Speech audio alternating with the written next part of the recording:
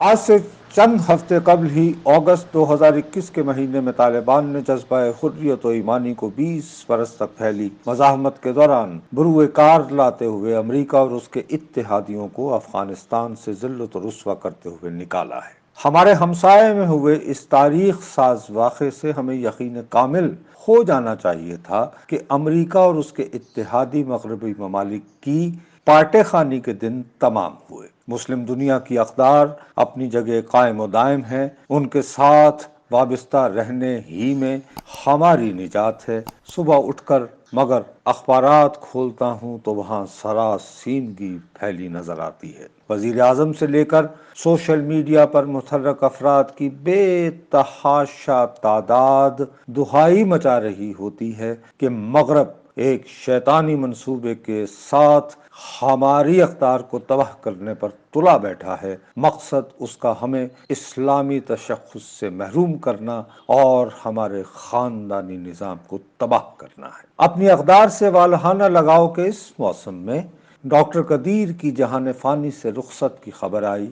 اس خبر کی وجہ سے سوشل میڈیا میں جو ہیجانی گفتگو ہو رہی ہے اس نے میرے دماغ کو چکرا دیا ہے۔ میری مرحوم والدہ سوائے کلام پاک کے کوئی اور تحریر پڑھ نہیں سکتی تھیں، کبھی اسکول نہیں گئیں۔ انہوں نے کسی بھی انسان کی موت کی خبر سن کر چند رویے اختیار کرنے کی تلقین کی تھی۔ مجھے میری تعلیم اور عمومی رویے کی وجہ سے بآسانی مغرب زدہ کہا جا سکتا ہے۔ ان کے سکھائے رویے کو مگر آج تک بھلا نہیں پایا ہوں۔ اس رویے کا کلیدی پیغام یہ ہے کہ جو شخص دنیا سے چلا گیا اس کی زندگی کو اب زیر بحث نہ لاؤ۔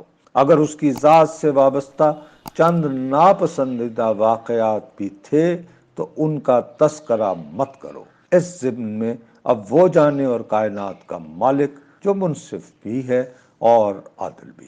ڈاکٹر قدیر صاحب ہر اعتبار سے اپنی زندگی ہی میں ایک دیو مالائی شخصیت بن چکے تھے۔ ایسے افراد تنازعات کی زد میں بھی آتے ہیں، ان سے کئی جھوٹی سچی کہانیاں منسوب کر دی جاتی ہیں، حقائق کو ٹھوس پس منظر میں رکھ کر جانچنے کی لیکن ہمیں عادت نہیں۔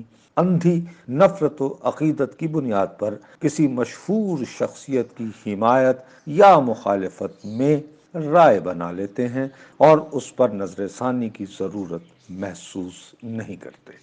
ڈاکٹر قدیر کی شخصیت کا جائزہ لیتے ہوئے ہمیں سب سے پہلے یہ حقیقت تسلیم کرنا ہوگی کہ ایٹمی ہتھیار بنانے سے قبل ہمیں اس کے لیے بے پناہ تباہی پھیلانے والا مواد تیار کرنا ہوتا ہے۔ اس مواد کی تیاری فقط ایک سائنسدان یا سائنسی عمل کی محتاج نہیں۔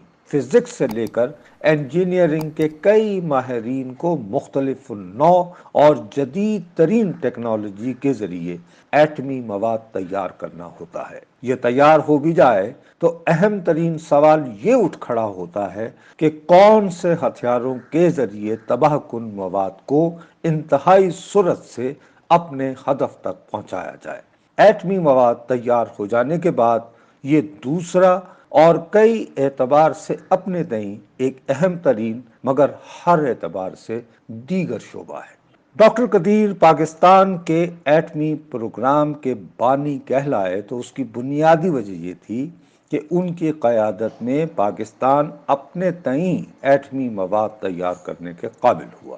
اس ضمن میں ان کی ذہانت و فطانت کے مقابلے میں کہیں زیادہ اہم ان کی جنونی لگن اور قائدانہ صلاحیتیں تھیں۔ 1971 میں پاکستان کے 2 لخت ہو جانے کے سانحے کو ہمارے کئی درد مند محبان وطن آج تک بھلا نہیں پائے ہیں۔ ان میں سے چند ایسی حکمت عملی تیار کرنے کو ڈٹ گئے جو پاکستان کے بھارت جیسے دشمنوں کو مجبور کرے کہ ہمارے خلاف جارحیت سے قبل 100 بار سوچے۔ ایٹمی پروگرام اس تناظر میں واحد حل نظر آیا۔ بہت کم لوگوں کو یاد رہا ہوگا کہ اپنے سیاسی کیریئر کے آغاز میں ذوالفقار علی بھٹو چند برسوں تک ایوب خان کی حکومت میں وزیر برائے توانائی بھی رہے تھے۔ تیل اور گیس کی تلاش اور سائنس اور ٹیکنالوجی کو فروغ دینا ان کی ذمہ داری تھی۔ بھٹو صاحب سے ہزاروں اختلافات ہو سکتے ہیں، وہ مگر تاریخ اور عالمی سیاست کے ذہین ترین طالب علم بھی تھے۔ بھارت کے پہلے وزیر اعظم جواہر لال نہرو کی حکمت عملی کا ہمیشہ شک و شبے سے جائزہ لینے میں مصروف رہے۔ نہرو نے سائنس اور ٹیکنالوجی کی وزارت بھی ہمیشہ اپنے پاس رکھی، اپنے ملک کے ٹاٹا جیسے سرمایہ داروں کو قائل کیا کہ وہ ایٹم کے استعمال کے راستے ڈھونڈنے کے لیے جدید ترین تحقیقی ادارے بنائے۔ بھٹو صاحب بہت شدت سے اس نتیجے پر پہنچے کہ نہرو کی پیش قدمی کا اصل ہدف اپنے ملک کو بالآخر ایٹمی قوت کا حامل ملک بنانا ہے۔ اس امکان کو نظر میں رکھتے ہوئے انہوں نے پاکستان میں ایٹم کے پرامن استعمال کے راستے ڈھونڈے، کئی نوجوانوں کو فزکس اور انجینئرنگ کی اعلیٰ تعلیم کے لیے بیرون ملک وظیفوں پر بھجوایا۔ بنگلہ دیش کے قیام کے بعد وہ بقیہ پاکستان کے وزیر اعظم بن گئے۔